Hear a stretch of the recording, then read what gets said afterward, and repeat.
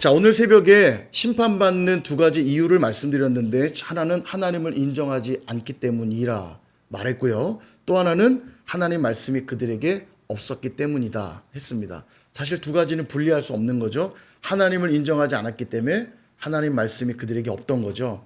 에레미야 선지자가 하나님 말씀을 담대히 선포했지만 그들은 말씀을 받지 않았어요. 왜죠? 하나님을 인정하지 않았기 때문에. 그러니까 계속 거짓 메시지만 취하는 거죠. 망할 리 없어. 무너질 리 없어. 우리에겐 성전이 있잖아. 우리는 택한 백성들이잖아. 우리가 망한다니 말도 안 돼. 에레미야 너야말로 거짓 선지자다.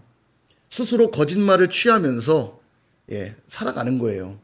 그러니까 심판은 점점 다가올 수밖에 없겠죠. 그러므로 우리가 늘 살펴야 됩니다. 나는 내 삶 속에 얼마나 하나님을 인정하고 있는가.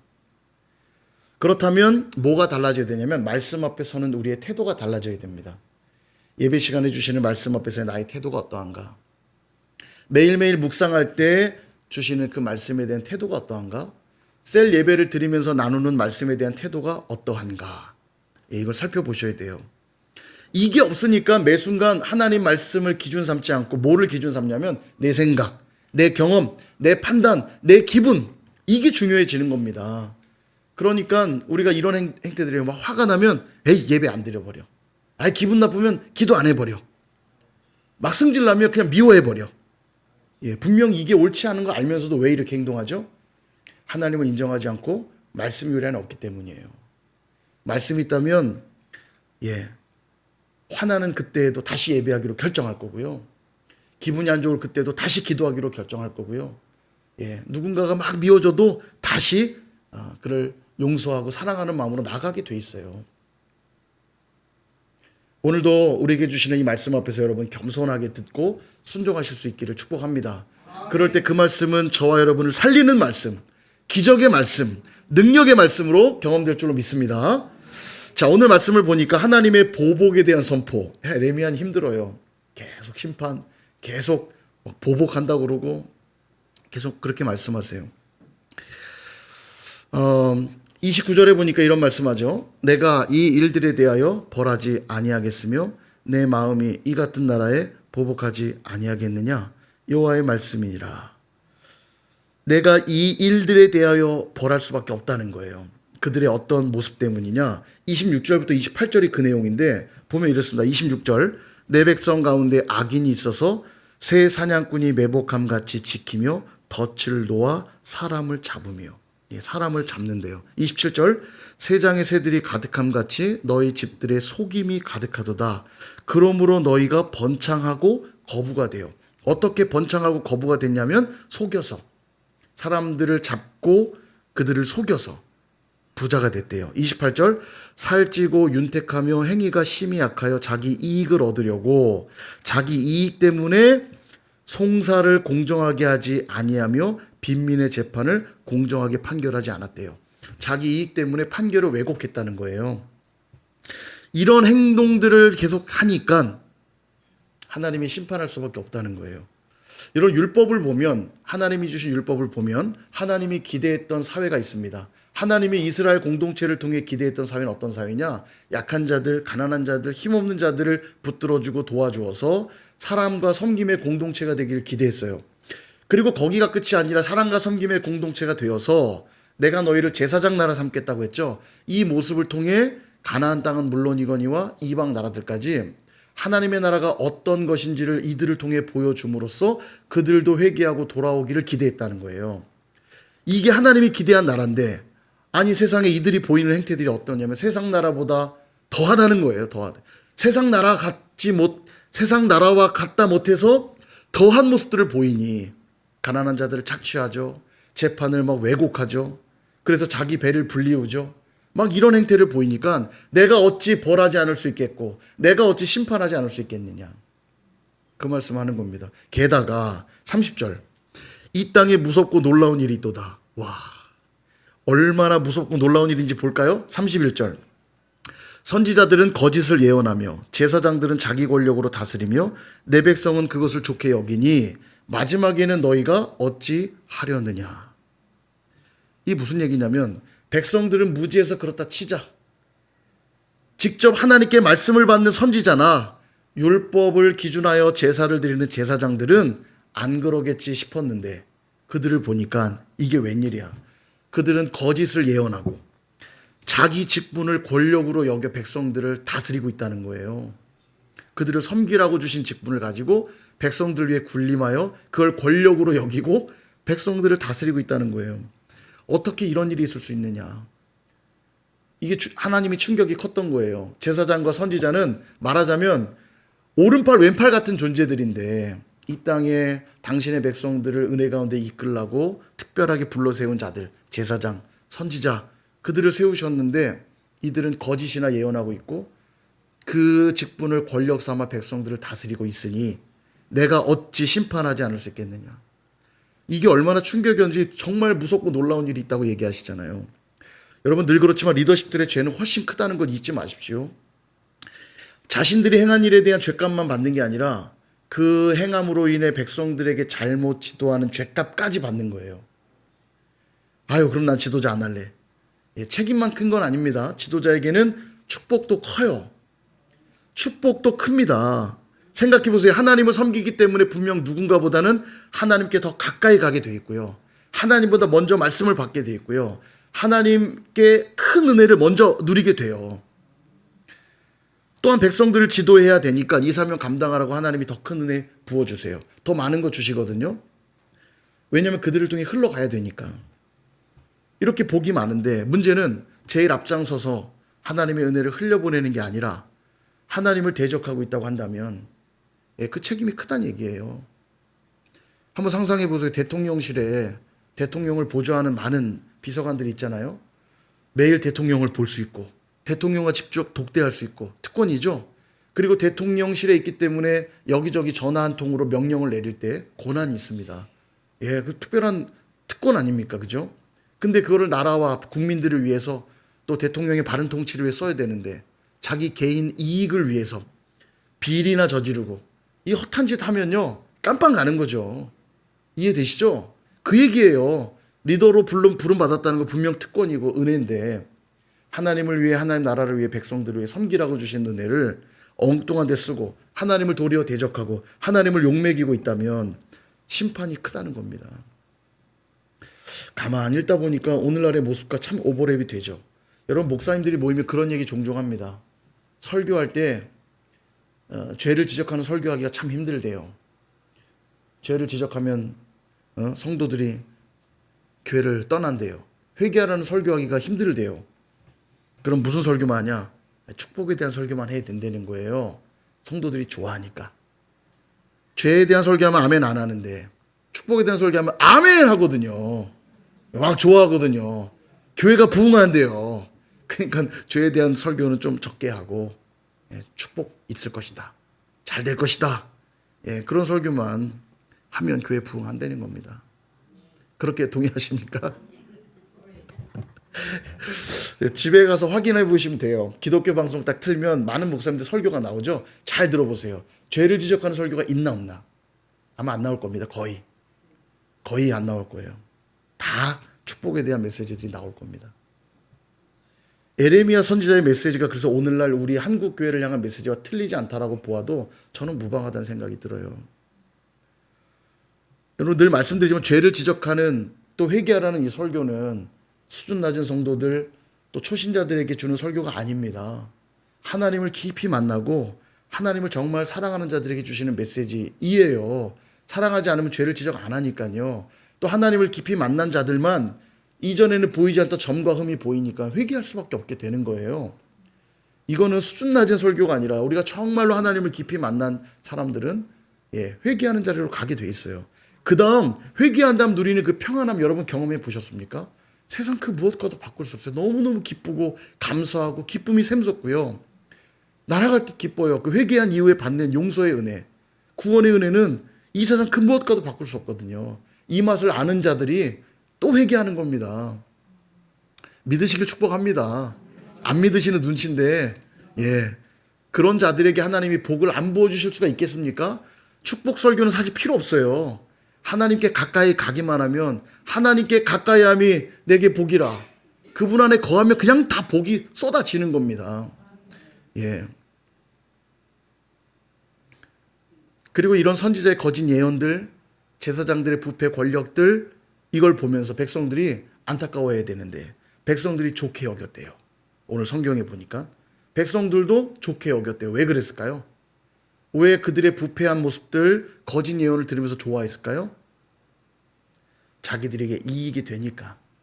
축복 설교만 하면 좋으니까. 예, 그죠?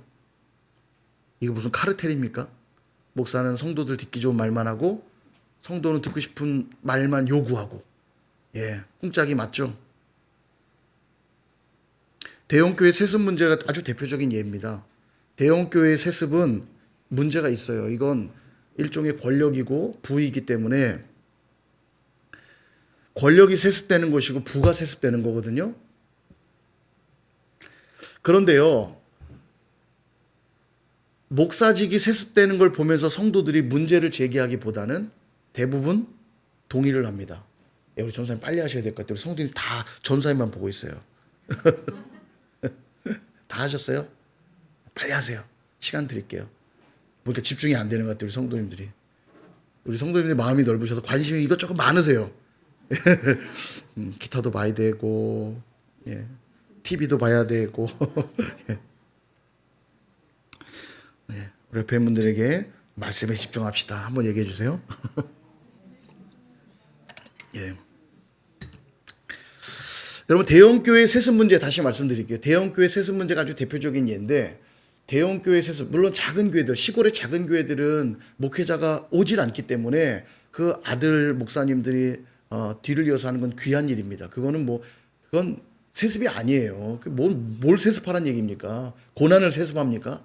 예, 그런 문제가 안 됩니다. 그러나 대형교회는 얘기가 달라요. 대형교회가 가진 그 많은 부와 권력들이 고스란히 세습될 수 있기 때문에 이거 문제를 제기하는 건데, 대다수의 성도들이 반대하기보단 동의를 합니다. 예, 왜 동의할까요? 그리고 성도들의 동의를 힘입어 괜찮다고 말해요, 교회는. 왜 성도들이 동의할 거라 생각하십니까? 예, 그게 교회에 유익이 있다고 생각하기 때문이에요. 예. 그게 교회에 더 유익이 있다고 생각하기 때문입니다. 여러분, 교회는 늘 뭘 기준으로 결정해야 되죠? 예, 유익이 되면 그만입니까? 교회의 결정 기준은 무엇입니까? 하나님의 뜻이어야만 되고 하나님의 말씀이어야 돼요. 모든 교회의 결정에는 하나님의 뜻이 드러나야 됩니다. 이게 중요한데 하나님의 뜻엔 지금 관심이 없고 뭐만 중요해요? 우리 교회에 유익이 될 것인가 안 될 것인가. 그러니까 나에게 유익이 된다고 그러면 그냥 동의하는 겁니다. 그게 잘못된 결정인 걸 알면서도, 그게 부패한 권력인 걸 알면서도 동의하는 거예요. 나에게 손해보지 않으니까, 내게 유익이 되니까. 그러니까 그냥 밀어붙이는 겁니다. 노예 총회는 법을 바꿔줘요. 그렇게 하라고. 그 대형교회가 자기 교단 나가면 손해가 되니까 그게 잘못된 걸 알면서 법을 바꿔서까지 동의를 해준다니까요. 예레미야 시대와 비슷하죠? 카르텔이에요, 카르텔. 요즘에 유행하는 말, 카르텔. 이거 잘 보셔야 됩니다. 많은 사람이 동의했기 때문에 하나님도 기뻐하실 거야가 아니라니까요. 우리 자꾸 그렇게 결정해요. 이거 굉장히 위험한 결정입니다. 그러니까 지도자들의 부패도 좋게 여겨요. 나에게 유익이 되기만 하면. 여하튼 돌이키지도 않고 회개하지도 않는 이 백성들을 향해 하나님이 보복하시겠다고 선언합니다. 이게 진짜 무서운 말씀이에요. 하나님이 보복하신대요. 여기까지만 생각하면 그럼 우리 행동을 이젠 고쳐야겠다. 우리 행동에 문제가 있나 보다 싶지만 아닙니다. 더 심각한 문제는 뭐냐면 그 행동이 일어나도록 만든 근본 원인. 예, 그걸 찾아 들어가야겠죠. 20절부터 24절까지를 보면요, 자주 등장하는 단어가 하나 나오는데 바로 마음이란 단어입니다. 한번 볼까요? 자, 살펴볼게요. 세 가지로 나와요. 우리가 정말 가지면 안 되는 마음. 이 마음이 있는 한은 이 삶의 부패가 나올 수밖에 없다는 거예요. 그러니까 삶의 행동은 이것으로부터 고쳐져야만 바뀌어진다는 겁니다. 세 가지의 마음을 살펴볼 텐데, 첫 번째, 영적으로 부패한 마음. 이것이 있기 때문에 그들의 삶이 지금 부패해 있다는 거예요. 21절 끝부분에 보면 이런 말씀이 나와요. 백성이여 이를 들을지어다. 그죠? 이를 들을지어다. 여러분, 예언서를 읽을 때 제가 팁을 하나 드릴게요. 예언서를 읽을 때 중간중간 자주 나오는 표현 중에 하나가 뭐냐면 들을지어다, 들으라, 귀를 기울이라, 이런 표현이 많이 나오거든요. 이 표현들은 지금 중요하다는 얘기예요. 밑줄 치란 얘기입니다. 우리도 왜 중요한 얘기할 때 잘 들어, 똑바로 들어, 이 말 할 때 긴장감을 갖고 들어야 돼요. 이거 지금 심각한 얘기거든요. 그죠? 여러분 잘 들으십시오. 이거 지금 심각한 얘기란 얘기예요. 그러니까 하나님이 들으라, 들을지어다, 귀를 기울일지어다라는 표현 나오면 그때부터 약간 긴장감을 갖고 읽으시면 돼요. 지금 그렇게 얘기하시는 거예요. 너희들 잘 들어. 내가 이제부터 왜 보복할 건지 말할 거니까 잘 들어. 그 얘기예요. 그래서 잘 들으라는 얘기가 한 글자도 놓치지 말아야지 이런 얘기가 아닙니다. 너희들 행동을 바꾸라는 촉구예요. 잘 들으라는 것은 하나님의 의도가 뭔지 잘 파악하여서 행동을 바꾸라는 촉구예요. 여러분들 이 21절을 원문으로 그대로 읽으면 우리 성경은 번역되어 있다 보니까 들을지어다가 뒤에 붙어 있는데 원문을 보면 어떻게 시작하냐? 샤마 시작합니다. 들을지어다 이렇게 시작해요. 잘 들어 이렇게 시작하는 거예요. 그러니까 긴장감을 팍 받고 보셔야 돼요. 왜 보복이 선포되고 있는지 잘 들어라. 우리도 한번 들어봐야겠죠. 들어봅시다. 21절 어리석고 지각이 없으며 눈이 있어도 보지 못하며 귀가 있어도 듣지 못하는 백성이여 들을지어다.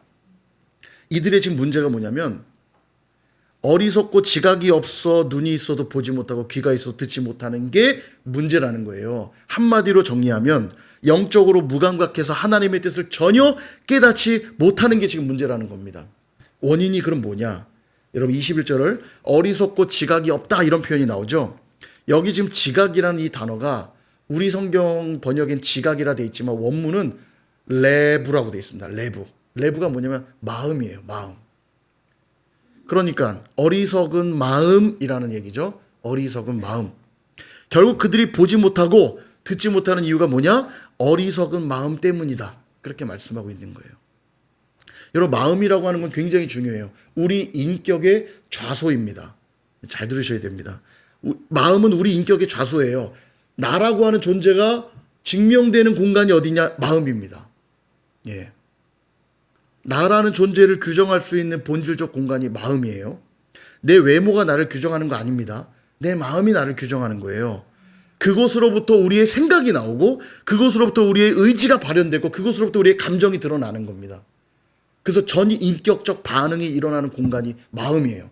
우리의 생각, 우리의 의지, 우리의 감정이 일어나는 공간이 마음이라는 거예요. 근데 이 마음이 부패해지니까 영적 감각이 다 죽어 있어서 당연히 삶이 타락할 수밖에 없다는 거예요. 생각해 보세요. 생각이 부패해져 있으니 그가 하는 생각이라고는 부패한 생각뿐이겠죠. 그죠? 의지가 부패해 있으니까 그가 내리는 결정이라고는 죄 짓는 결정밖에 없다는 얘기예요. 감정이 부패해 있으니까 그가 갖는 감정은 죄 짓는 감정뿐이라는 거예요. 맨날 화내고 짜증내고 불평하고 원망하는 것뿐인 거예요. 이미 그 감정이 부패해 있으니까. 그리고도 영적 감각이 무뎌 있다 보니까 죄를 짓고 있는지조차도 몰라요. 막 감정 막 죄 짓는 감정 쏟아놓고 죄 짓는 결정이나 하고 살면서도 그게 죄인지도 모른 채 살아가는 거예요. 그러니 보복 받을 수밖에 없겠죠. 하나님의 심판이 임할 수밖에 없겠죠. 그러므로 우리의 영적인 감각, 우리의 마음이 무뎌지지 않기 위해서 마음을 잘 살피셔야 되는데요. 마음을 살핀다는 건 그럼 뭘까? 마태복음 22장 37절에 보니까 이런 말씀이 있습니다. 같이 한번 읽어볼까요? 시작. 예수께서 이르시되 내 마음을 다하고 아멘. 하나님은 어떻게 사랑하는 거라고요? 마음을 다하고 목숨을 다하고 뜻을 다하여 사랑하래요. 예. 이게 한마디로 요약하면 뭐냐면 전인격적으로 사랑하라는 얘기입니다.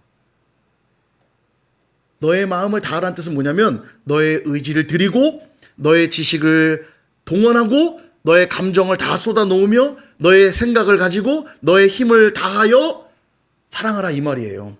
전인격적인 사랑을 하는 겁니다. 몸만 와 있다고 사랑 아니고요. 생각만 한다고 사랑 아니고요. 전인격적 반응들이 있을 때 그게 사랑이라는 거예요. 그렇게 하지 않을 때 뭐가 시작되냐면 우리 마음에 부패가 시작된다는 거예요. 그러니까 늘 내 마음이 나의 의지가 나의 생각이 나의 감정이 늘 하나님을 사랑하는 자리에 있으면 부패할 겨를이 없는데 그렇죠. 고기를 여러분 냉장고에 탁 넣어놓고 꺼내면 바로 요리를 바로 해야죠. 세워라 내워라 꺼내놓으면 어떻게 됩니까? 못 먹죠. 부패하잖아요. 똑같아요. 우리 마음이 한결같이 하나님을 사랑하는 자리에 나의 의지가, 나의 감정이, 나의 지식이 늘 주님께 머물러 있으면 부패하지 않는데요. 그렇게 하지 않기 시작할 때 부패하기 시작하니까 영적으로 무감각해지는 거예요. 그러므로 하나님께 날마다 우리의 지식을 드려야 되고, 우리의 생각을 드려야 하고, 우리의 의지를 드려야만 돼요. 이 인격적 반응이 있을 때에만 우리 마음이 부패하지 않기 때문입니다. 조금 다른 말로 바꿔볼게요. 우리의 지식이 할례를 받아야 되고, 우리의 생각이 할례를 받아야 하고, 우리의 의지가 할례를 받아야만 돼요. 그러므로 이전에 살아왔던 생각하는 패턴, 이전에 살아왔던 결정하는 패턴, 이전에 살아왔던 감정을 표현하는 패턴들을 그대로 유지하며 살면 안 된다는 얘기를 제가 끊임없이 드리는 거예요. 오늘도 늘 하나님 앞에서 나의 생각, 하나님 앞에서의 나의 결정, 하나님 앞에서 나의 감정을 늘 살피고, 그거를 어떻게 드리며 하나님께 사랑 고백이 될까? 이걸 어떻게 드리며 하나님이 기뻐하실까를 늘 고민해야 된다고요. 그러면 그 마음이 부패할 틈이 없죠. 오늘 누군가 미워했어요. 그 죄라는 걸 바로 알았어요. 하나님 죄송해요. 주님은 나 같은 원수도 사랑해 주셨는데 제가 누구누구 지체를 마음에 미워하는 마음을 품었네요. 용서해 주세요. 내가 오늘 너무 짜증나서 예배 못 드리겠어요. 그러고 돌아가는 길 가해도 아니지. 오늘도 하나님이 나를 기다리시는데, 하나님 제가 죄악된 마음 품었어요. 다시 주 앞에 엎드려 예배합니다. 부패할 틈이 없다니까요. 늘 나의 생각, 나의 감정, 나의 의지가 하나님께 드려진다면 부패할 틈이 없어요. 그러시기를 축복합니다. 자, 두 번째는 그들이 심판받는 이유, 두 번째, 완고한 마음 때문입니다. 완고한 마음. 22절 한번 볼까요? 여호와의 말씀이니라 너희가 나를 두려워하지 아니하느냐, 내 앞에서 떨지 아니하겠느냐. 내가 모래를 두어 바다의 한계를 삼되 그것으로 영원한 한계를 삼고 지나치지 못하게 하였으므로 파도가 거세게 이나 그것을 이기지 못하며 뛰노나 그것을 넘지 못하느니라. 이 뭔 얘기냐면, 파도가 거세게 치잖아요. 계속 조수간만의 차이에서 파도가 철썩 치는데, 아무리 파도가 거세게 쳐도 뭐를 넘지 못하냐면 모래를 넘지 못한대요. 이유가 뭐냐? 하나님이 한계를 정해 놓으셨기 때문에. 하나님이 거기까지만 치라고 정해 놓으니까 넘지 못하고 모래 앞에서 끝난다는 얘기예요. 이처럼 모든 피조물이 하나님이 정해 놓으신 한계, 질서대로 행하고 하나님이 정해 놓으신 한계까지만 반응을 하는데, 어찌 너희는 23절, 어찌 너희는 23절, 그러나 너희 백성은 배반하며 반역하는 마음이 있어서 이미 배반하고 갔으며. 어찌 너희는 나를 배반할 수 있느냐? 어찌 너희는 하나님 안에 거하라고 하는 질서를 무너뜨리고 그 선을 넘을 수 있느냐? 모든 피조물이 다 하나님이 정해놓으신 질서와 그 한계 안에서 움직이거늘 어찌 하나님의 형상대로 지음받은 너희는 그 질서를 무너뜨리고 선을 넘으며 살아갈 수 있느냐? 이게 배반했다는 뜻인 거죠. 그럼 왜 하나님은 그들이 배반하냐? 배반하며 반역하는 마음 때문이라고 얘기하고 있어요. 23절에. 그죠? 배반하며 반역하는 마음. 배반하다란 단어와 반역하다라는 마음 둘 다 뜻이 뭐냐면 고집스럽다, 완고하다, 이런 뜻이에요. 하나님 앞에 끊임없이 고집스럽고 완고하다는 얘기예요. 그게 반역이에요. 그게 반역. 하나님이 이리 오라는데 안 가. 저리 가라는데 그 저리 안 가. 가지 말라는데 가. 이게 고집스럽고 완고한 마음이에요. 반역하고 있는 것이죠. 모든 피조물이 하나님의 명령 따라 살아가는데 어찌 너희는 나의 명령을 거스르느냐, 나를 배반하느냐. 자기 뜻대로 그냥 살아가는 거죠. 이스라엘 백성이 늘 혼났던 가장 큰 문제가 뭐냐면 이 완고한 태도 때문이었습니다. 그리고 오늘 저와 여러분에게도 동일한 경고예요. 우리가 얼마나 완고한지 몰라요. 사춘기 청소년들처럼 삐딱해가지고 하라면 더 하기 싫어요. 그죠? 자기 뜻대로 그냥 해버립니다. 기도 좀 하셔야죠. 더 일을 악물고 기도 안 해, 막. 그죠? 예배 좀 나오셔야죠. 더 일을 악물고 예배 안 나와. 저희 선일교회 얘기 아니고요. 저기 옆교회. 옆교회. 이게 바로 선을 넘는 행위고 하나님을 반역하는 행위라고 말씀하고 있는 겁니다. 여러분, 하나님은 제사를 기뻐하세요. 제사는 우리가 정한 룰이 아닙니다. 하나님이 주신 명령이에요. 그러므로 제사를 드릴 때 하나님 기뻐 받으세요. 그러나 순종보다 더 나은 제사는 없다고 말씀하세요. 완고하지 마세요. 고집스럽지 마세요. 하나님이 들려주시는 세미하지만 작게 들리지만 분명한 그 하나님 말씀에 여러분 순종하셔야 됩니다. 이것보다 더 기뻐하는 제사가 없다니까요. 하나님은 기름을 좋아하세요. 그래서 제사할 때 기름 부위는 절대 따로 취할 수 없어요. 하나님께 기름을 태워드려야 돼요. 기름을 좋아하시거든요. 그러나 듣는 것보다 더 나은 기름은 없다고 말씀하세요. 성경이. 하나님 말씀에 경청하는 것보다 더 나은 기름은 없대요. 너무 기뻐 흠양하신다는 거예요. 귀 기울여 들을 때. 그러므로 날마다 우리의 마음이 귀 기울여 듣고 순종할 준비가 되어 있기를 축복합니다. 세 번째 그들이 범죄하는 마음, 세 번째는 경외하지 않는 마음 때문입니다. 24절을 볼까요? 또 너희 마음으로 우리에게 이른 비와 늦은 비를 때를 따라 주시며 우리를 위하여 추수기한을 정하시는 우리 하나님 여호와를 경외하자 말하지도 아니하니. 야, 여기서 우리 하나님 여호와를 경외하자 말씀이 여기서 끝나야 되는데 경외하자 말하지도 않는데요. 아, 이 안타까워요. 이른 비와 늦은 비를 때를 따라 주시고 추수기한을 정하시니까 우리 하나님을 경외하자 해야 되는데 경외하자 말하지도 않는데요. 다시 말하면 경외하지 않는다는 거죠. 여러분, 가나안 땅은 물이 부족한 지역입니다. 예, 물이 거의 없다고 해도 틀리지 않아요. 척박한 땅이에요. 근데 하나님이 이 땅을 뭐라고 부르냐면 기름진 땅이라고 불렀어요. 그죠? 예, 가나안 땅을 기름진 땅이라 불렀어요. 기름진 땅 맞나요? 물도 없는데? 그 땅에 부족한 게 없어서 기름진 땅이 아니라 하나님이 주신 땅이기 때문에 기름진 땅이라는 거예요. 다시 말해 물이 풍족했다면 자기의 노력으로 농사해서 열매를 거뒀겠죠. 근데 물이 없기 때문에 자기의 노력으로 열매 맺을 수가 없는 땅이에요. 그러므로 늘 뭐를 사모해야 됩니까? 하나님이 주시는 이른 비와 늦은 비를 사모하고 기다려야만 돼요. 하나님의 은혜로만 농사할 수 있는 땅입니다. 그리고 농사에서 풍족하게 거둘 때 누구에게 영광 돌리게 돼 있습니까? 우리 하나님께. 그래서 기름진 땅이라는 얘기예요. 하나님이 공급하시는 은혜로만 살아갈 수 있는 땅이기 때문에. 그러니까 하나님이 이른 비를 내려주시고 늦은 비를 내려주셔서 풍족하게 하시니까 하나님이 주신 은혜라 고백하고 감사해야 되는데, 여호와를 경외해야 하는데 그들은 어떻게 했냐면 그것을 알면서도 경외하자 말하지도 않았대요. 경외하지 않았다는 얘기입니다. 다시 말하면 하나님을 향해 두렵고 떨리는 마음이 전혀 없었다는 얘기예요. 이 경외라는 단어가 두려워하다라는 의미가 있거든요. 부정적인 의미의 두려움이 아니라 왜 누군가를 되게 존경하고 되게 사랑하면 막 조심스러워하는 그 마음이 경외함이에요.